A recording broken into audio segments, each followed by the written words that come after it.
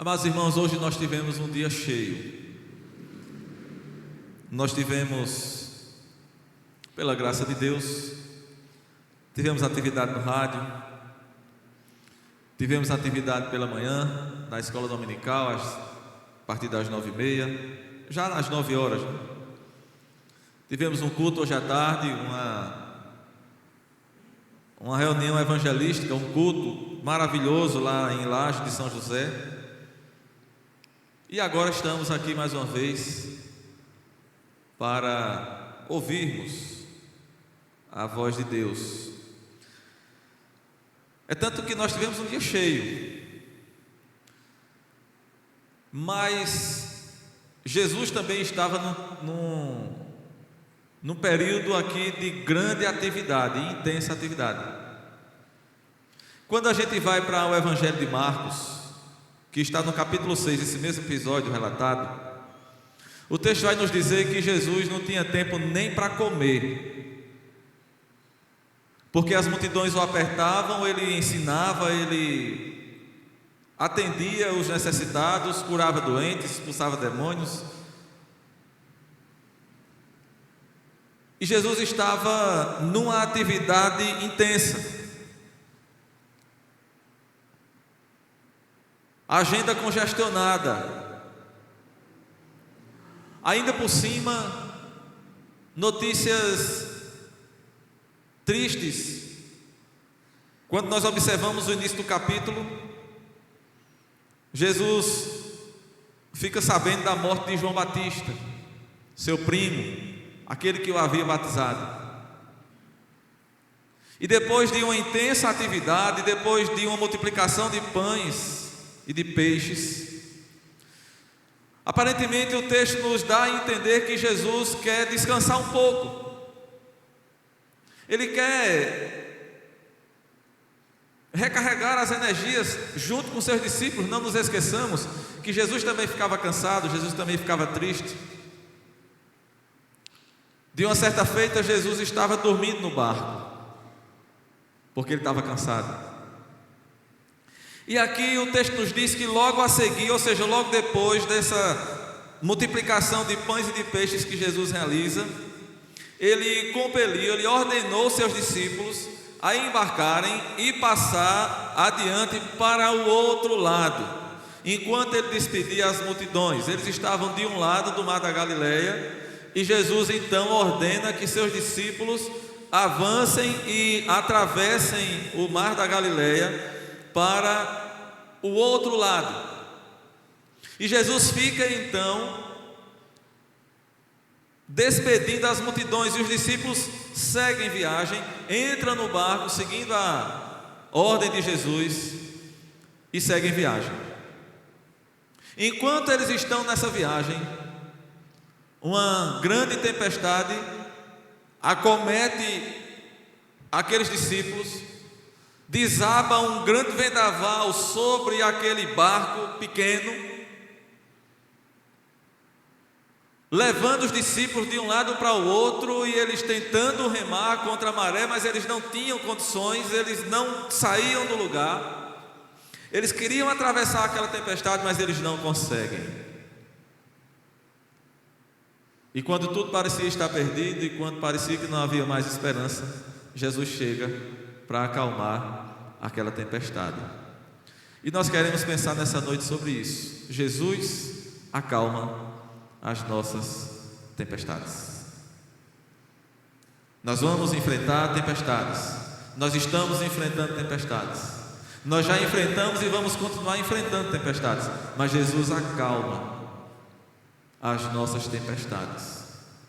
Ele cuida de nós, meus irmãos. Essa passagem, ela trata do cuidado de Jesus para conosco, para com o seu povo, para com seus discípulos.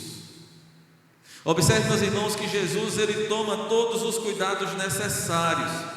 Ele manda os discípulos na frente e fica despedindo as multidões.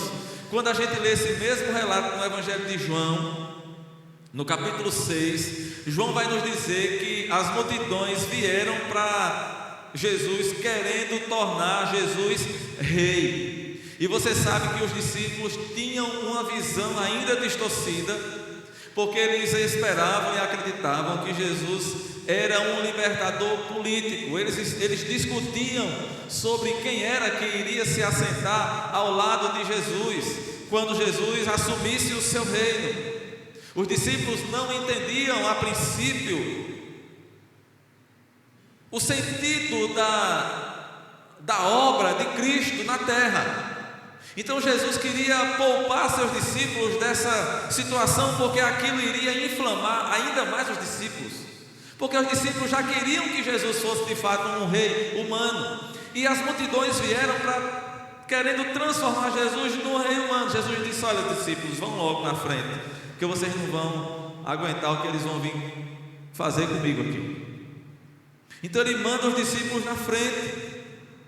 Enquanto os discípulos estão na viagem e a tempestade está assolando o barco e colocando os discípulos em perigo, o que é que Jesus está fazendo? Verso 23: ele despedidas as multidões, subiu ao monte a fim de orar sozinho.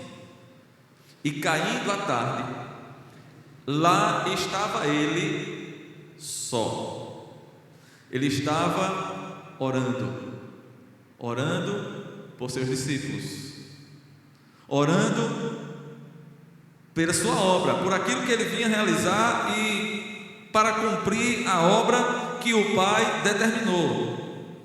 Ele está junto ao trono do Pai, intercedendo por aqueles discípulos, e isso nos faz lembrar que Jesus continua intercedendo por cada um de nós. Por isso, meus irmãos, que nós podemos descansar em Deus, podemos descansar na mão da providência, porque nós temos um advogado que está junto ao trono da graça, intercedendo por cada um de nós. Romanos 8,34 vai nos lembrar isso. Agora observe, irmãos, as tempestades chegam. A vida espiritual não é, ou melhor, a vida do cristão não é um parque de diversões. Nós não estamos vivendo numa redoma de vidro ou numa estufa espiritual. Nós estamos expostos aos males, aos perigos e às tempestades, às dificuldades que a vida nos impõe. E as tempestades, amados irmãos, muitas vezes, e na maioria das vezes, elas são imprevisíveis. Elas nos alcançam, elas nos atingem de forma inesperada, quando nós não estávamos preparados para elas. Então elas nos atingem. Muitas vezes as tempestades, elas não são administráveis. Nós não conseguimos domar as tempestades, elas fogem do nosso controle. Quantas vezes nós estamos vivendo uma situação difícil que foge do nosso controle? Porque muitas vezes as tempestades elas não são administráveis, nós não conseguimos administrá-las. Mas deixa eu dizer uma coisa para você: as tempestades que surgem na nossa vida, todas elas são pedagógicas. O que significa isso? O que significa dizer que as tempestades são pedagógicas? Significa dizer que elas sempre nos ensinam. Nós aprendemos nas dificuldades. Nós aprendemos quando estamos enfrentando uma dificuldade, uma tempestade, uma provação, uma tribulação. Jesus está nos ensinando algo. E é preciso, amados, que nós tenhamos firmeza com relação a isso. Observe, meus amados, nós temos dito aqui constantemente e repetidamente: nós não estamos como num barco à deriva. Aqueles discípulos estavam jogados, estavam sendo levados de um lado para o outro, eles não tinham como dominar, eles não tinham como controlar aquela situação, mas eles não estavam à deriva, porque Deus estava cuidando deles. Jesus estava intercedendo por eles e eles estavam dentro do propósito de Deus. A minha vida e a sua, meu amado irmão, ela não está à deriva. Você não foi esquecido, você não foi largado. Deus está cuidando de você. Se você é um discípulo dele, não se preocupe, ele está cuidando de você. Agora observe, amados, as tempestades muitas vezes chegam quando nós estamos no caminho da obediência, quando nós estamos fazendo tudo certinho, tudo direitinho, em obediência, tendo uma vida de piedade, uma vida de leitura da palavra, uma vida de oração, uma vida de comunhão com a igreja, participando das atividades, contribuindo com as necessidades, fazendo tudo certinho em comunhão com Deus, e muitas vezes as tempestades vêm. E você não pode desanimar. Lembre-se que Jesus deu uma ordem. Observe na sua Bíblia, verso 22. Jesus os compeliu a embarcar. O verso 23 diz que as multidões foram despedidas por Jesus e Jesus estava orando por eles. O verso 24 diz que Jesus, entretanto, 24, versículo 24, o barco já estava longe, a muitos estádios da terra, açoitado pelas ondas, porque o vento era contrário. Meus amados irmãos, os discípulos estavam obedecendo a Jesus. Jesus deu ordem para eles atravessarem. Eles estavam obedecendo a uma ordem de Jesus. E o que foi que aconteceu? Eles foram empurrados para o centro da tempestade.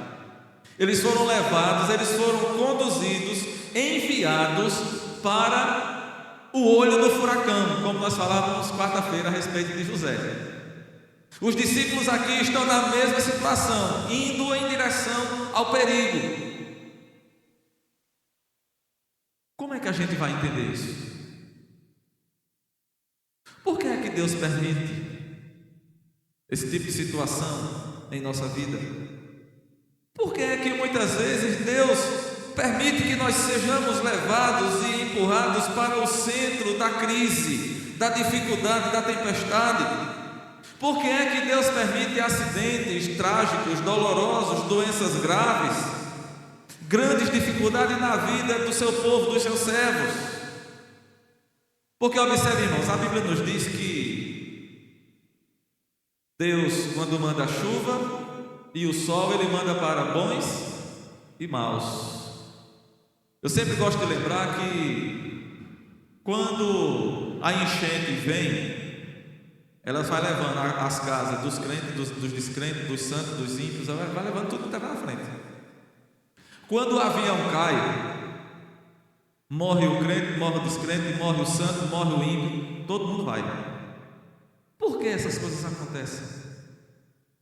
Quando as dificuldades vêm, amados, elas afetam a todos.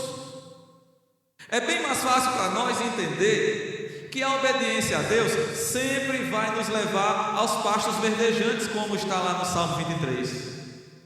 Nós nunca pensamos e muitas vezes nunca paramos para pensar que a nossa obediência a Deus pode nos levar para a fornalha, como levou os 3 amigos de Daniel. Eles estavam obedecendo a Deus. Nós nunca paramos para pensar que muitas vezes a nossa obediência a Deus vai nos levar para a cova dos leões, como levou Daniel. Vai nos levar para a prisão, como levou Paulo e Silas. Vai nos levar para a cruz, para o martírio, para a morte, para o sofrimento. É mais fácil aceitar que a obediência a Deus nos livra dos males. Nós temos uma dificuldade maior de entender que a obediência a Deus muitas vezes nos leva para as tormentas. Por isso o crente precisa estar pronto. Por isso o crente precisa ser maduro. O crente precisa viver uma vida espiritual madura, porque se ele não estiver fundamentado em Deus, firmado em Deus, ele será levado pela tempestade, ele será derrubado. Porque a vida cristã não é um mar de rosas, não é somente flores. Jesus disse que neste mundo nós passaríamos por aflições. E o apóstolo Paulo nos diz que aquele que quiser viver piedosamente em Cristo Jesus será perseguido, isso vai sofrer. As tempestades vêm, meus amados irmãos. E quando a gente lê a Bíblia, a gente descobre que há pelo menos 2 tipos de tempestades. Tem aquela tempestade que vem para nos corrigir, aquela tempestade que vem quando Deus está nos disciplinando. E tem aquela tempestade que vem para nos aperfeiçoar e nos fazer crescer. Observe, meus amados, Jonas enfrentou uma tempestade porque ele estava desobedecendo a Deus e precisava ser corrigido, e Deus o levou para o meio de uma tempestade. Os discípulos aqui estavam enfrentando uma tempestade porque eles estavam obedecendo a Jesus. Não foi por conta de desobediência, eles estavam obedecendo, mas Jesus queria aperfeiçoar a fé daqueles discípulos. Jesus esteve com eles numa tempestade antes, está lá no capítulo 8. Naquela, Jesus estava dormindo, estava com eles no barco. Nessa tempestade, Jesus não está presente com eles. Observe que Jesus ele avançou no estágio, no nível da prova. No capítulo 8 nós encontramos uma tempestade em que Jesus está presente. Eles venceram aquele estágio. Jesus agora disse: eu vou dificultar um pouquinho, nível ré. Subiu mais um nível e disse: agora eles vão para tempestades, mas eu não vou estar lá com eles, eles vão estar sozinhos. Observe, irmãos, muitas vezes Jesus está nos aperfeiçoando. E quando as dificuldades vêm e se agravam, muitas vezes nós entramos em desespero, porque não estamos bem fundamentados. E também, meus amados, há momentos em que parece que Jesus está demorando. Os discípulos estavam lá sozinhos, o texto nos diz, observe ainda no verso 23.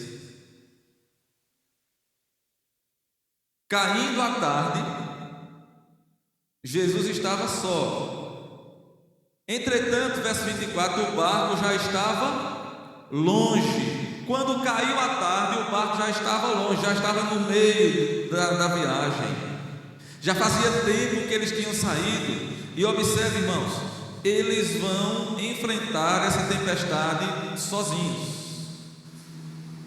Os discípulos passaram horas difíceis, remando sem sair do lugar.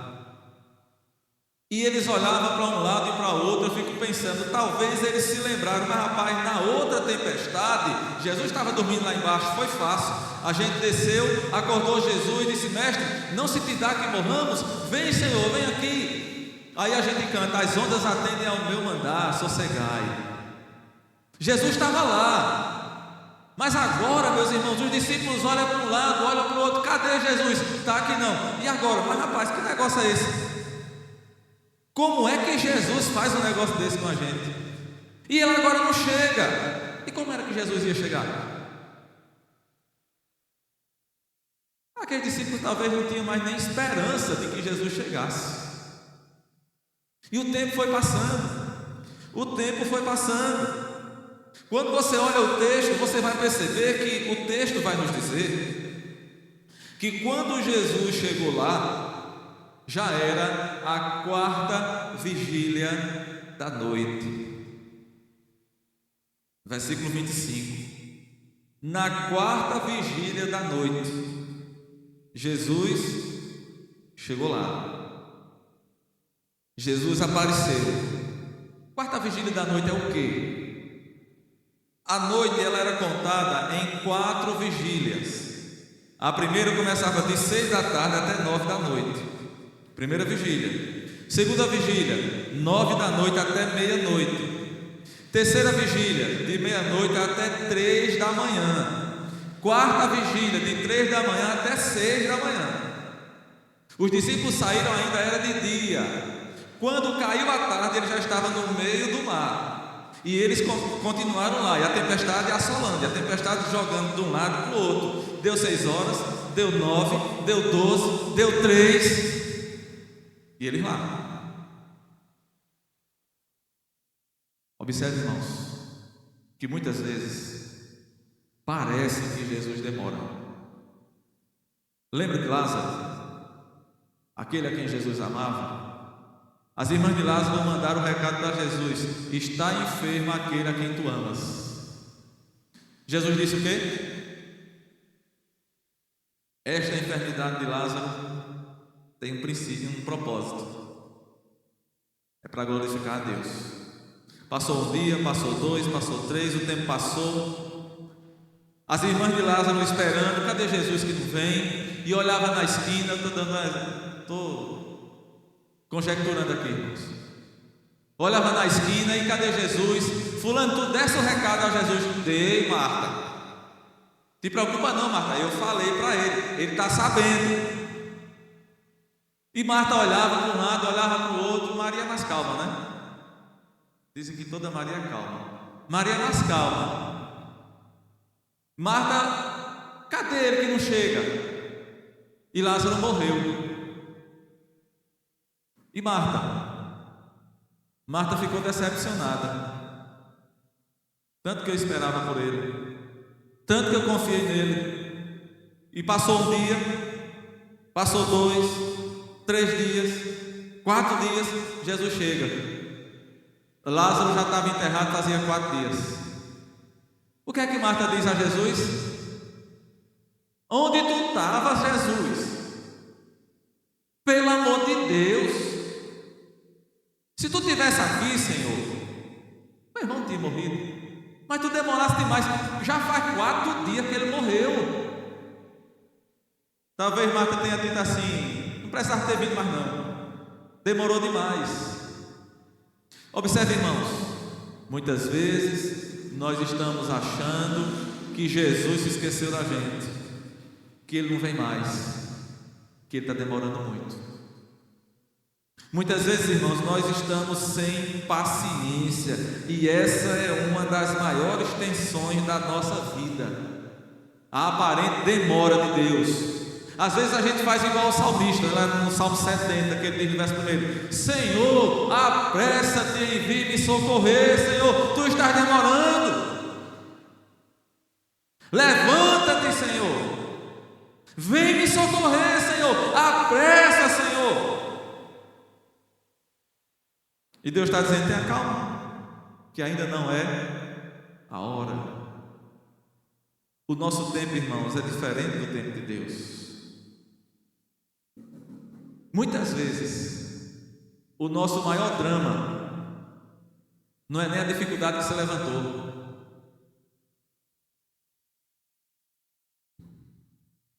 é a nossa tensão, é aquilo que está dentro do nosso coração, a nossa falta de confiança, a nossa falta de esperança em Deus, a nossa falta de paciência. Nós não temos paciência, não temos confiança de que Deus virá para nos socorrer. Jesus não estava indiferente à situação dos discípulos, enquanto eles estavam lutando, remando ali, no mínimo até 3 horas da manhã. Quando Jesus chegou, era naquele período entre 3 e 6 da manhã, o dia já estava amanhecendo. Eles remaram, eles lutaram contra a tempestade desde a tarde do dia anterior. Passaram a tarde e a noite ali, lutando, e eles não esperavam mais salvação. Como era que Jesus ia aparecer? Como era que Jesus ia chegar ali, naquela situação? Mas aí, irmãos, quando menos a gente espera, Jesus diz: agora chegou a hora, agora é o momento, agora eu vou. Observe que no verso 25 diz que Jesus foi ter com eles, de que maneira? Andando sobre as águas, sobre o mar. O mar às vezes é demais, não é? Mas ele vem sobre as ondas. No verso 26, diz que os discípulos, quando viram Jesus andando sobre as águas, eles ficaram de que forma? Aterrados, espantados, assustados, amedrontados. Eles clamaram: é um fantasma! É um fantasma! Eles gritaram.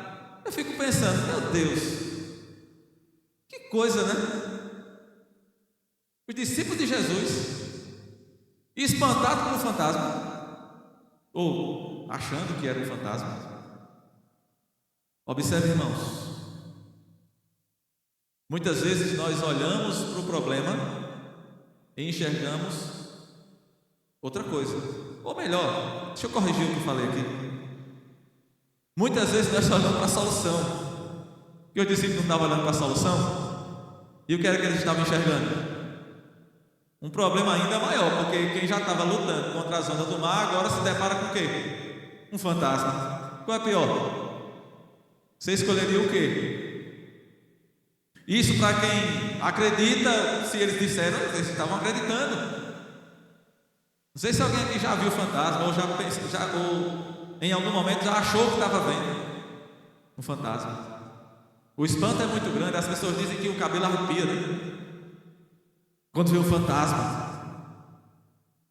Então observe, irmãos, Jesus estava chegando, a solução estava vindo, e o que foi que eles disseram? É um fantasma, o negócio foi pior ainda.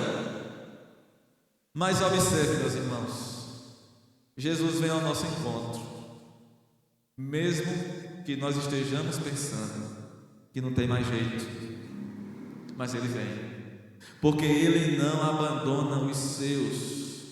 Às vezes, irmãos, a sensação que nós temos é de que não tem mais jeito, que os nossos esforços são inúteis, que nós estamos remando contra a maré, e a gente se esforça, a gente chora, a gente reclama, a gente clama, o perigo continua, a dificuldade continua, os problemas parecem que se tornam ainda maiores, parece que são maiores do que as nossas forças. E é nessa hora que Jesus chega. Sabe por quê, irmãos? Porque muitas vezes Ele está, como nós já falamos, Ele está nos moldando, nos aperfeiçoando. Sabe qual é o nosso problema? É porque muitas vezes eu e você temos a síndrome do super-homem. A gente acha que pode, a gente acha que a gente acha que tem a força, e nós não queremos depender de Deus. E quando nós estamos desse jeito, aí Deus diz: eu vou dar uma lição a ele, e Ele começa a nos aperfeiçoar. De que forma?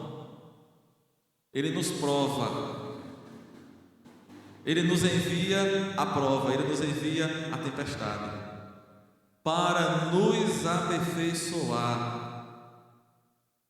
E no tempo certo, na hora certa. Agora é preciso, irmãos, que nós reconheçamos a nossa incapacidade, o nosso problema, a nossa dificuldade. O tempo de Deus não é o nosso. Lembremos disso. Os discípulos estavam ali lutando e trabalhando há praticamente 12 horas, ou mais de 12 horas de luta contra uma tempestade.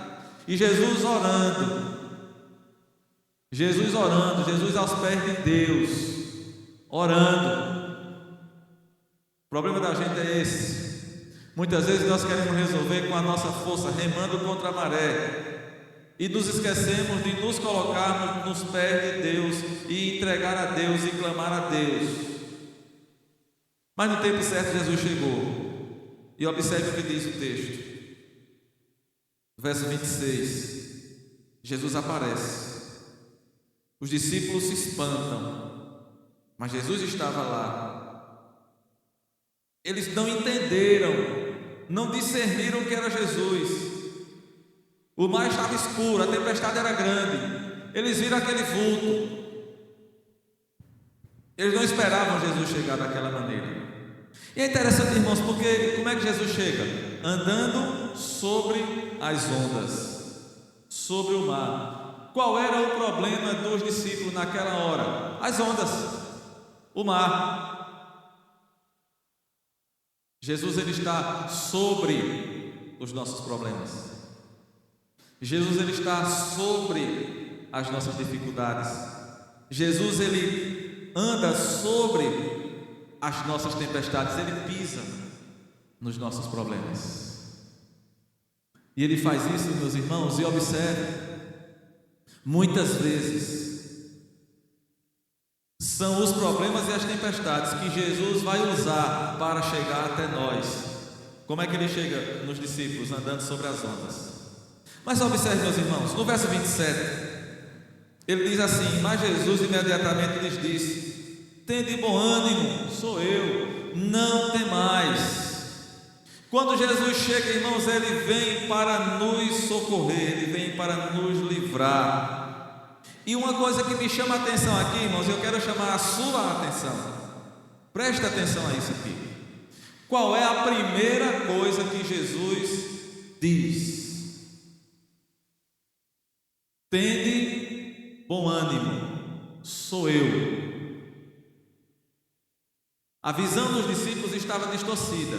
Eles estavam pensando que era um fantasma. Eles estavam sendo supersticiosos. Tem crente supersticioso, viu? Tem crente que não passa debaixo da escada. Tem crente que se vê um gato preto, corre, sai de perto. Tem crente que só sai de casa depois que escuta o horóscopo. Tem. Às vezes os crentes estão mais supersticiosos do que muita gente de fora, como aqueles discípulos. Mas, amados irmãos, a nossa esperança está no Senhor. É nele que nós esperamos, é nele que nós confiamos. Observe que a primeira palavra de Jesus não foi para acalmar o vento.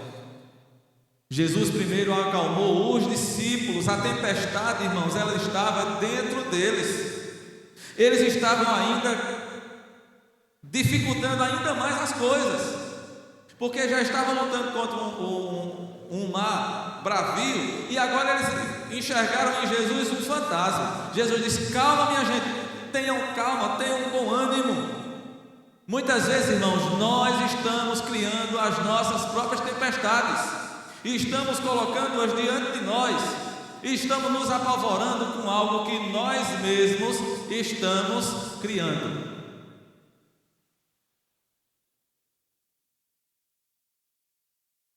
A gente vê uma coisa que não existe. Como eu lembro aqui de uma história que eu ouvia do meu avô, que já está na glória. Meu avô Nelson, ele contava que um certo dia, quando ele estava voltando da casa da namorada, minha avó que está aqui, à noite, montado no seu cavalo, e ele vinha com sua arma na cintura, um revólver, cabra, né, como a gente diria, cabra macho, né? E ele vinha e viu um vulto lá na frente, era de noite, e ele olhou e disse: é uma pessoa. E ele perguntou: quem é que vem de lá? E não respondia, só balançava. E ele perguntou algumas vezes: quem é que vem de lá? E não respondia, só balançava. Ele sacou e disparou, pá, pá, e depois foi que ele percebeu que ele estava atirando numa bananeira. Muitas vezes nós fazemos isso. Nós mesmos criamos os nossos fantasmas, as nossas tempestades. E Jesus está dizendo: calma, meu filho, sossegue seu coração, ânimo. Olha o que é que ele diz aqui para os discípulos: tem bom ânimo, não temam, sou eu. Sou eu que estou chegando, não se preocupem. E aí Pedro diz: é tu mesmo, Senhor, deixa eu ir. Eu não vou focar muito em Pedro, nós estamos caminhando já para o fim, meus irmãos. O nosso foco é em Jesus e no que Ele fez. Mas vamos lembrar o que Pedro disse, né? Senhor, és tu mesmo, então deixa eu ir. Jesus disse: vem. Pedro começa. Eu fico imaginando a experiência de Pedro andando sobre a água. Mas o texto vai nos dizer, irmãos, que Pedro começou a andar sobre a água. O versículo 30 diz: reparando, porém, na força do vento, o que foi que aconteceu? Pedro teve medo e começou a afundar. Enquanto Pedro estava olhando para Jesus, ele estava andando na água. A partir do momento que Pedro desviou o olhar de Jesus e começou a olhar para as ondas, porque eu fico imaginando que aquela cena, enquanto Pedro andava, o vento dava com força e levava tudo ao redor de Pedro, as águas batiam em Pedro. Pedro já estava todo molhado porque já estava lutando contra a tempestade desde cedo. E Pedro disse: esse negócio aqui está muito perigoso. Então ele desviou o seu olhar de Jesus e ele começou a olhar os problemas e a focar os problemas. O que é que acontece com Pedro? Ele começa a afundar e diz: Senhor, salva-me! Salva-me, Senhor! Ainda bem que ele se lembrou de clamar por Jesus, porque muitas vezes a gente não faz nem isso. Nós desviamos o nosso olhar de Cristo, começamos a olhar as circunstâncias. Embora a gente cante: não olhe as circunstâncias, olhe o seu amor, mas muitas vezes a gente olha, desfoca de Cristo, deixa de olhar para Cristo, olha para as circunstâncias, começa a afundar e nos esquecemos de clamar: Senhor, salva-me. Pedro lembrou de clamar a Jesus e disse: Senhor, salva-me. E Jesus então, prontamente, diz o texto, estendeu a mão, tomou Pedro. Jesus é aquele que nos socorre, meus irmãos. Ele tomou Pedro pela mão, levantou, porque Jesus está pronto, sempre pronto para nos socorrer. Mas ele faz uma pergunta a Pedro: homem de pequena fé, por que duvidaste? Às vezes eu fico olhando, tem gente que diz assim: mas a minha fé é muito grande, eu tenho muita fé. Aí Jesus olha para os discípulos, Jesus olha para nós e diz: olha, se a fé de vocês fosse do tamanho de um grão de mostarda, o grão de mostarda é um dos menores grãos. Se a fé de vocês fosse do tamanho de um grão de mostarda, vocês moveriam montanhas. Vocês diriam: monte, sai daí e te lança no mar. E ele ia.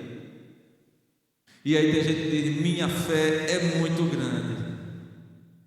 Jesus olha para Pedro e diz: homem de pequena fé, por que duvidaste? Irmãos, não desviemos o nosso olhar.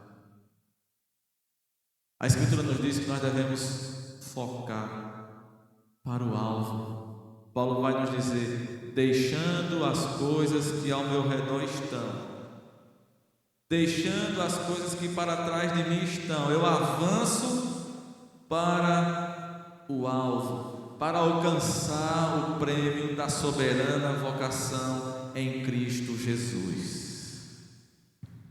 Não deixemos as tempestades da vida, os problemas que surgem, não deixemos que estas coisas nos desviem de Cristo.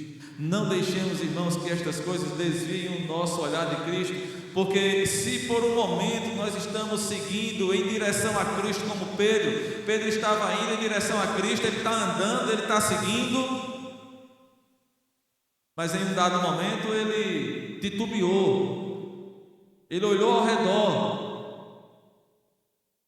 e ele começou a afundar, ele começou a naufragar. Esse é o nosso problema muitas vezes, irmãos. Nós estamos olhando as coisas ao nosso redor, esquecendo de focar naquilo que de fato importa. Olhe para Jesus, clame a Jesus: Senhor, salva-me, porque somente Ele é aquele que acalma as nossas tempestades. Verso 32, subindo ambos para o barco, cessou o vento, a tempestade se acalmou. E Jesus ainda hoje continua acalmando as tempestades da nossa vida. Muitas vezes é Ele quem faz o barco balançar, para nos ensinar, para nos moldar. Muitas vezes é Ele que dá uma chacoalhada na gente. Mas é Ele quem acalma as tempestades da nossa vida, e especialmente, meus amados irmãos, as tempestades do nosso coração, porque muitas vezes nós estamos aqui e esse é um dos grandes males dos nossos dias. Você olha para a pessoa está linda, está maravilhosa, está bem arrumada, está bem vestida, está bem maquiada, está bem penteada, está bem apresentada, mas muitas vezes por dentro ela está destruída, o coração em pedaços, destruída. Somente Jesus pode socorrer, somente Jesus pode juntar os pedaços e fazer de novo, como aquele oleiro fez. Aquele vaso se quebrou todo e aquele oleiro fez um vaso novo. Jesus é esse oleiro que Ele pega o nosso coração todo quebrado, todo arrebentado, todo despedaçado, e Ele cria um coração novo.